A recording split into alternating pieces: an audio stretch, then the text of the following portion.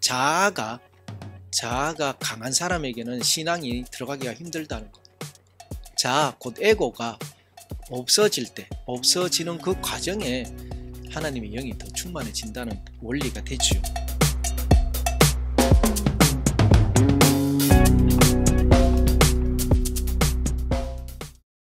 어느 날 예수는 세금을 걷고 있는 관리를 한 명 만났다.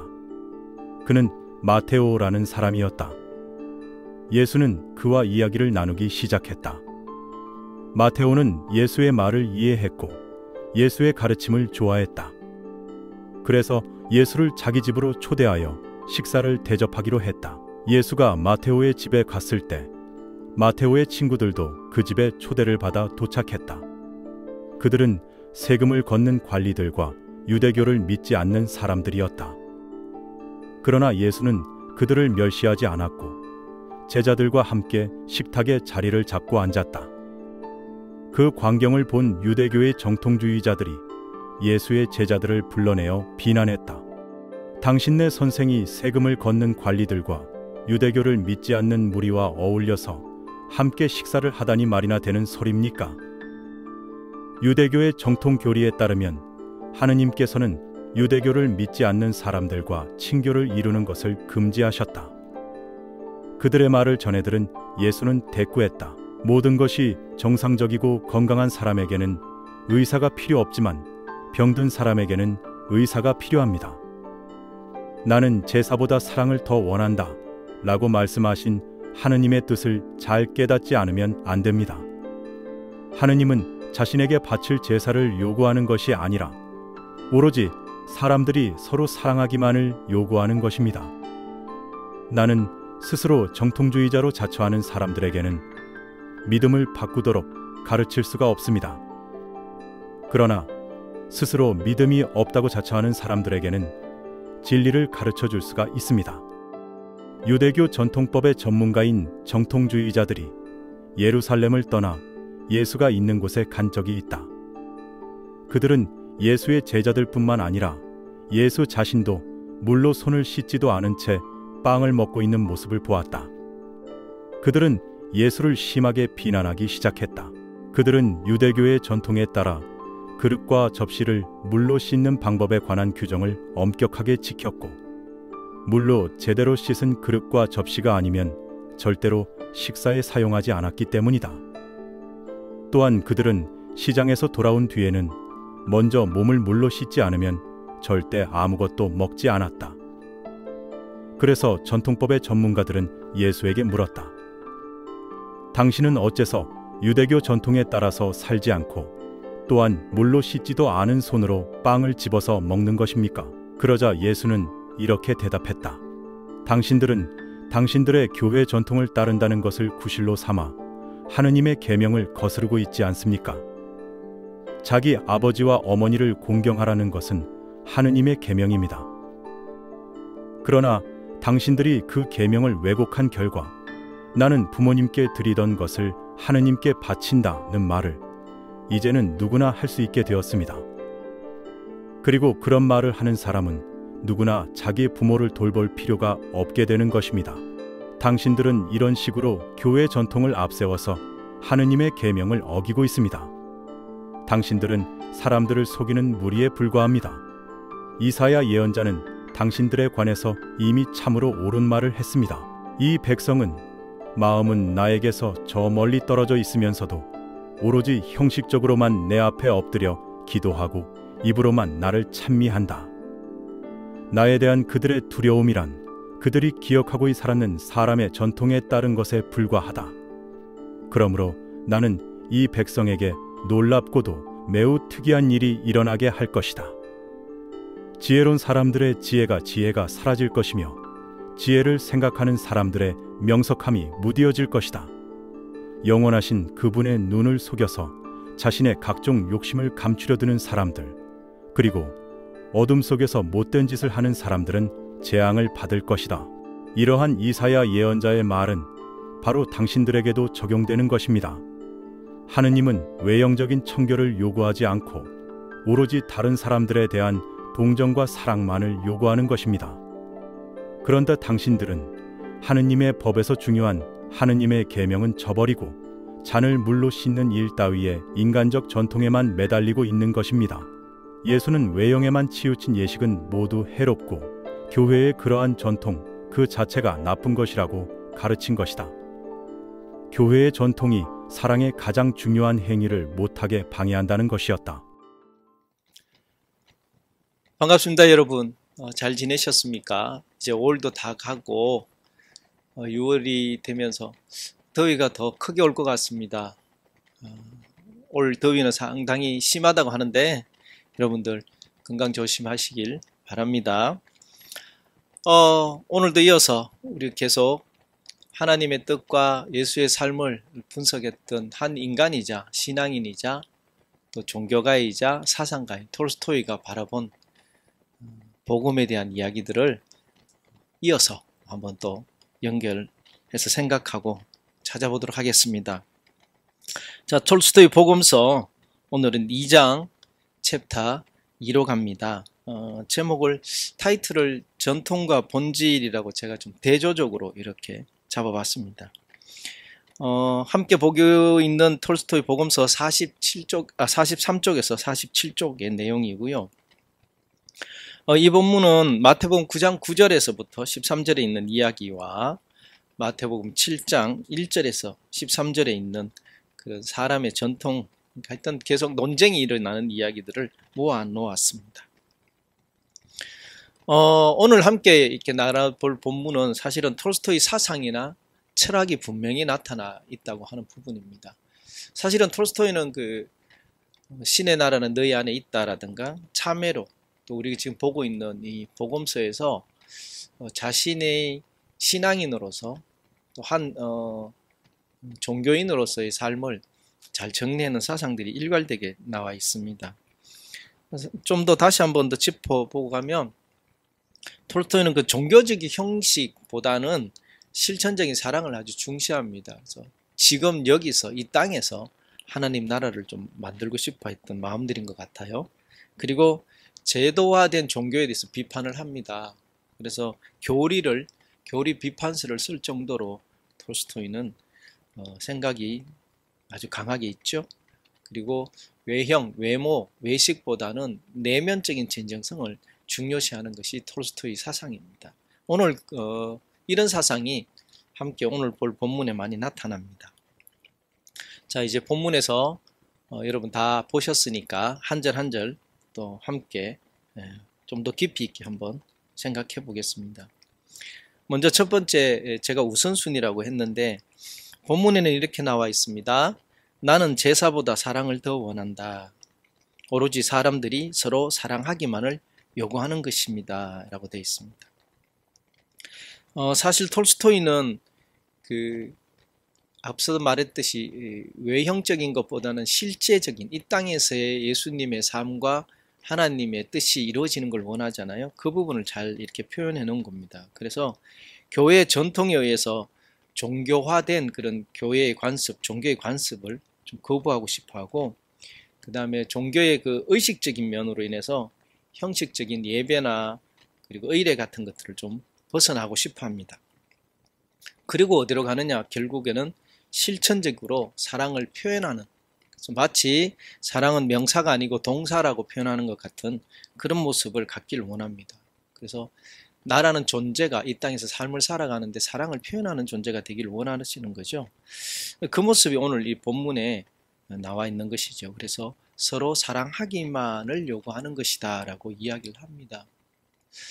이런 부분들 우리가 좀 많이 자극을 사실 받잖아요. 우리가 신앙생활 오래 해왔고 보편적인 신앙의 방법론들에 대해서 다시 한번 더 생각해 보게 하는 그런 본문 같습니다. 그 다음에 두 번째로 넘어갈까요?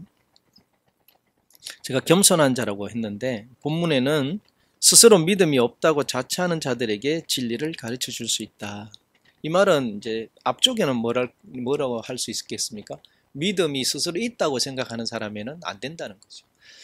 우리가 자기가 다 알고 있다고 하는 사람한테는 가르침이나 배움이 사실 안 들어가잖아요. 안 되죠. 그러나 자기 자신이 부족하다고 배워야 된다고 생각하는 사람한테 그런 것처럼 진리도 마찬가지다. 그래서 오늘 믿음이 없다고 자처하는 자에게 바로 이런 모습이 나타나는데, 이런 사람들은 어떤 모습이냐? 겸손하다는 것이죠. 내가 가지고 있는 또 가지고 있는 것이 한계가 있다는 것을 인정하는 사람이고, 그 다음에 많은 고통을 겪으면서 그런 것들을 알게 됩니다. 삶의 진정한 의미를 깨닫게 되죠. 그리고 자기 자신을 인식합니다. 우리 이제 신앙적으로 보면 나는 죄인이라고 인정하게 되고, 그리고 하나님은 완전하지만 우리는 완전하지 않잖아요. 그래서 불완전함을 인식하게 되죠. 거기에서 이런 자기 자신이 부족함을 깨닫는 거에서 진정한 진리가 의미 있게 다가간다는 뜻으로 받아들일 수 있습니다. 그래서 복음의 진리는 이와 같은 사람들, 겸손한 자, 그런 자들에게 더 쉽게 갈 수 있다는 그런 것이죠. 이게 이제 좀 다른 말로 좀 풀어서 제가 설명을 드리면, 곧 자아가 강한 사람에게는 신앙이 들어가기가 힘들다는 겁니다. 자아, 곧 에고가 없어지는 그 과정에 하나님의 영이 더 충만해진다는 원리가 되지요. 그래서 톨스토이는 이 이야기들을 상당히 복음의 진리로 맞아들입니다. 그러면서 하나님의 나라는 가난한 자의 것이다 라는 말도 어쩌면 여기에서 우리가 매칭시켜 볼 수 있습니다. 그래서 나 자신에 대해서 부족함을 아는 사람들이 겸손할 수 있잖아요. 저도 신앙생활을 오래 해왔지만 뭔가를 새로운 걸 배우면 배울수록 부족하다는 것을 깨닫게 돼요. 그럴 때 나타나는 현상이 뭐냐? 아직도 아는 게 없고 가진 게 없구나, 믿음에 대해서. 그렇게 해서 상당히 두렵기도 하고요. 또 한편으로는 겸손하게 되더라고요. 그래서 참 신앙인들은, 참 하나님의 사람들은 겸손함이 겸비된다는 것을 다시 한 번 더 우리는 생각할 수 있는 것 같습니다. 그 다음에 세 번째입니다. 위선적인 종교에 대한 어떤 비판을 톨스토이는 합니다. 책 내용에 이런 글이 있어요. 당신들은 이런 식으로 교회 전통을 앞세워서 하나님의 계명을 어기고 있습니다. 어떤 종교든지 시간이 흐르면 역사와 전통 같은 게 생기고 의식 같은 것들이 생기죠. 근데 그것이 원래의 그 본질적인 의미를 유지하는 것이 쉽지가 않습니다. 그 부분에 대해서 톨스토이는 심각하게 느낀 것이죠. 그래서 전통, 교회 전통이라는 부분에 대해서 톨스토이는 많이 거부했습니다. 왜냐하면 교회가 역사가 오래되면서 전통이 생기면서 권력과 결탁하는 그런 교회들이 생겼거든요. 그래서 그런 결탁이 생기면 진정한 그 종교로서의 가치는 사실은 많이 약화되잖아요. 그 다음에 형식적인 교리가 남용이 되게 되죠. 역사가 오래되면 될수록 종교는 대부분 굳어집니다. 그런 면에서 교리나 권위를 더 강화시키다 보니까 본질은 많이 희석되죠. 사실 예수님께서 대제사장들 앞에 가서 그렇게 비판받을 때, 또 십자가에 못 박힐 때 바로 이런 부분 아닙니까? 권력이 생기고 그 권력과 또 교리나 이런 것들이 합쳐져서 도리어 폭력으로 나타나는 현상들이 그런 것입니다. 그래서 그래 될 때는 신앙의 본질이 많이 왜곡되죠. 네. 그리고 외형적 전통의 한계가 나타납니다. 그래서 그렇게 굳혀진 어떤 규범이나 의식들이 오히려 참 신앙, 본질적인 신앙을 갖기에 많이 어려워진다는 부분입니다. 그래서 오늘 이 본문에서 교회의 전통이라는 부분은 톨스토이에게서는 상당히 거부스러운, 그리고 좀 부정적인 의미가 상당히 강하다. 왜냐하면 그게 참 하나님의 뜻들을 나타내는데 방해 요소가 되기 때문에 그렇다. 이런 모습들은 우리가 좀 많이 돌아봐야 될 것 같고, 오늘날 우리 기독교뿐만 아니라 많은 종교들이 본질을 잃어버리고 잊어버리고 있는 부분들이 많이 나타나잖아요. 그런 모습들을 우리가 한번 생각해 보게 하는 그런 부분이라고 할 수 있을 것 같습니다. 다음은 신앙이라는 것은 내면의 진정성이다라는 뜻으로 이 본문을 제가 봤는데요. 하나님은 외형적인 청결을 요구하지 않고 오로지 다른 사람들에게 대한 동정과 사랑만을 요구하는 것입니다 라고 되어 있습니다. 이 논쟁은 이제 오늘 우리가 전체적인 본문 안에 보면 손 씻지 않고 뭐 음식 먹는 것 부분에 가지고 이야기하죠. 그러면서 예수님은 그릇 외형보다는 안이 깨끗한 게 중요하다라는 말을 하면서 하는 것인데, 그런 외형이 결국 안의 진정성까지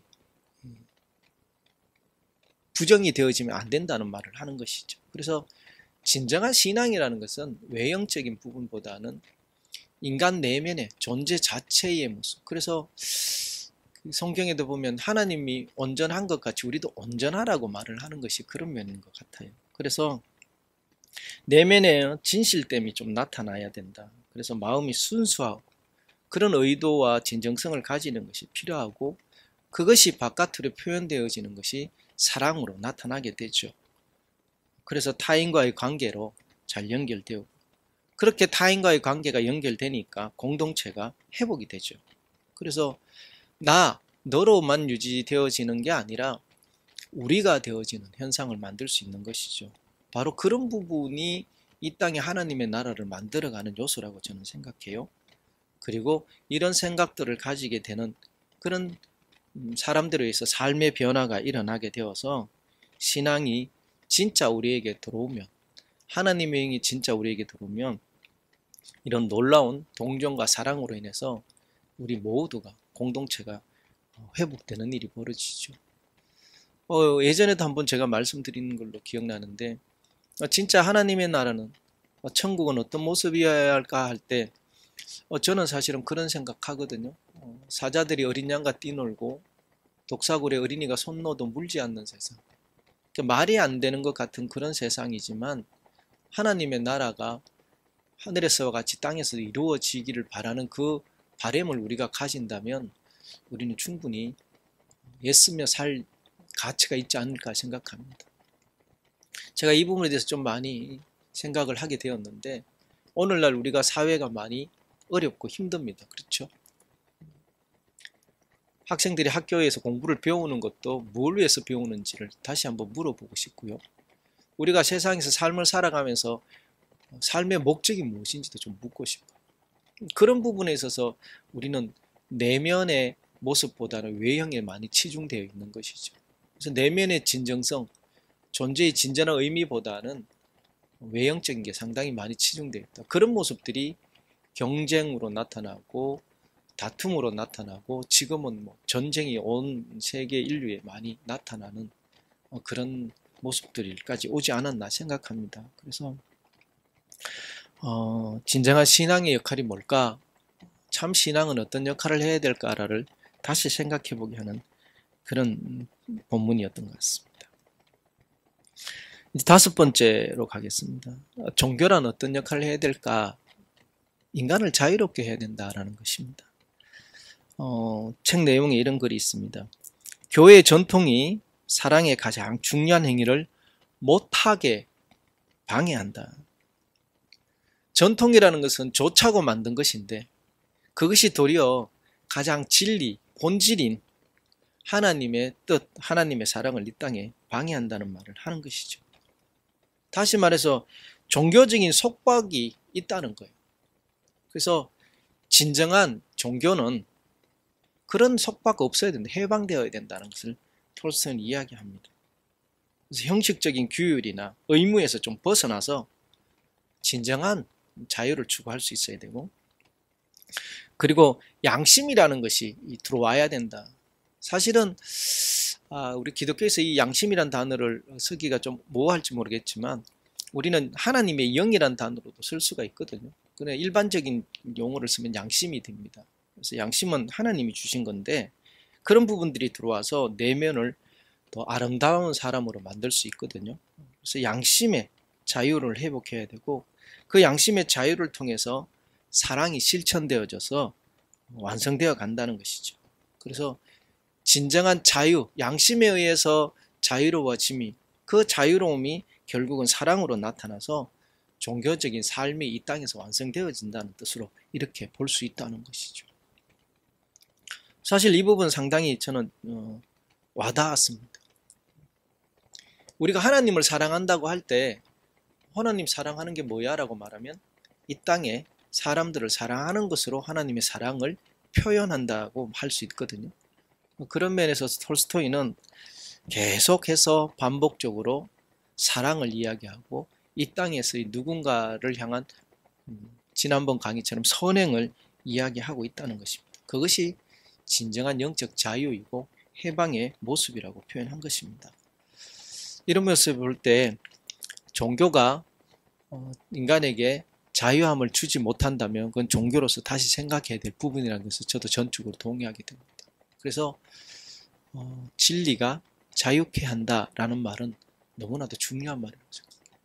어떤 부분에서 자유해야 되는지는 다 디테일하게 설명할 수는 없겠지만 인간을 가두는 모든 것들에서 자유할 수 있어야 된다. 그 말을 하는 것 같습니다. 자, 오늘 이야기들을 5가지 정도 했는데 간단하게 좀 정리를 해보면 그렇습니다. 톨스토이가 생각하는 걸로 정리해보면 종교적 제사보다 실천적 사랑을 더 중요시 하는 것이 톨스토이 생각입니다. 그래서 형식적이고 외형적이고 외식적인 것들이 아니라 사랑으로 표현되어지는 걸 말합니다. 그리고 외형적인 청결이 아니라 내면의 진정함이 더 중요하다고 말을 하는 것이죠. 그래서 겉으로 드러나는 그런 예배, 의례, 의식 같은 것보다는 내면의 진정성이 더 중요함을 다시 한번 이야기를 하는 것이죠. 그 다음에 진리를 알고 싶거냐? 그러면 겸손한 자가 되라는 말을 하고 있습니다. 사실은 내가 부족하다고 깨닫지 않으면 채울 수가 없는 것이죠. 그런 면에 있어서 톨스토이는 자신이 한계를 인식하고 그리고 겸손한 자가 되어야 됨을 이야기하고 있습니다. 그리고 자유, 그리고 양심, 사랑이라는 단어를 쓰면서 신앙의 본질을 표현하고 있습니다. 그래서 종교의 핵심은 인간을 자유롭게 해야 한다. 그래서 진정한 진리는 자유롭게 해서 모든 인간들이 그 자유 속에서 평안함을 누리는 것을 이야기하고 있는 것입니다. 오늘 이야기는 예수님께서 유대의 율법주의자들 또 유대인들과 만나서 전통이냐 본질이냐 해가지고 논쟁한 이야기가 2가지로 이렇게 크게 나누어져 있습니다. 우리가 지금 신앙생활 하는데도 이런 부분들을 한번 생각해 봐야 할 것 같습니다. 우리는 그동안 익히 배워왔던 익혀왔던 그런 신앙의 전통이 너무나도 딱딱하게 있는 건 아닙니까? 그래서 자유해야 되는데 라는 말을 여러분 잘 우리 한번 되새겨 볼 필요가 있다고 생각합니다. 저는 이렇게 좀 표현합니다. 고체가 있고 액체가 있고 기체가 있다. 그럼 진정한 신앙은 참 진리는 고체일까요? 액체일까요? 기체일까요? 네. 고체라는 뜻은 뭐냐면 예를 들어서 사각형 고체라면 바뀌지 않잖아요. 그러면 동그란 데나 삼각형이나 이런 데는 들어갈 수가 없고 맞춰지지가 않는 거죠. 변하지 않는다는 거예요. 근데 액체 정도만 되어도 그릇이 사각형이면 사각형에 담기고 원이면 원에 담길 거겠죠. 변화가 된다는 것이죠. 근데 사실은 저는 신앙이란 것은 기체라고 생각해요. 자기 존재 자체는 없는 것 같지만 없지 않는 것. 우리의 신앙의 발달 단계를 말할 수는 없겠지만 너무 고체화되어 있는 데서 좀 변해야 안 되겠나. 액체로, 나중에 기체로. 그래서 한국 교회는 여러분 우리 어느 쯤에 와 있을까 한번 돌아보고 내 신앙은 어디쯤에 와 있을까 한번 돌아볼 필요가 있지 않을까 싶습니다. 자, 오늘 함께 나눈 이야기로 이런 질문을 여러분한테 던지고자 합니다. 나는 어떤 외형적인 신앙의 틀에 갇혀 있는가? 그 다음에 나는 지금 형식적인 청결한 손에 집착하고 있는가? 아니면 이웃에 대한 자비로운 마음을 먼저 회복해야 하는가? 다음으로 나의 종교적 전통이나 습관이 사랑의 실천을 가로막고 있지는 않은가? 질문이라는 것은 중요한 것 같습니다. 생각하게 하거든요. 이런 질문을 여러분에게 한번 던져보면서 오늘 이야기를 좀 정리하시길 바랍니다. 자, 마지막으로 오늘의 한마디 이렇게 정리해 보았습니다. 하나님을 향한 진정한 경배는 사람을 귀히 여기는 마음에서 시작한다. 전통이나 형식이 아니라 본질에서 된다는 말을 하는 것 같습니다. 한동안 이런 마음으로 우리 다시 한번 돌아볼 수 있으면 좋을 것 같군요. 네, 감사합니다. 동네 책방 아인과 교육문화센터 저스트 조이가 함께합니다. 고맙습니다.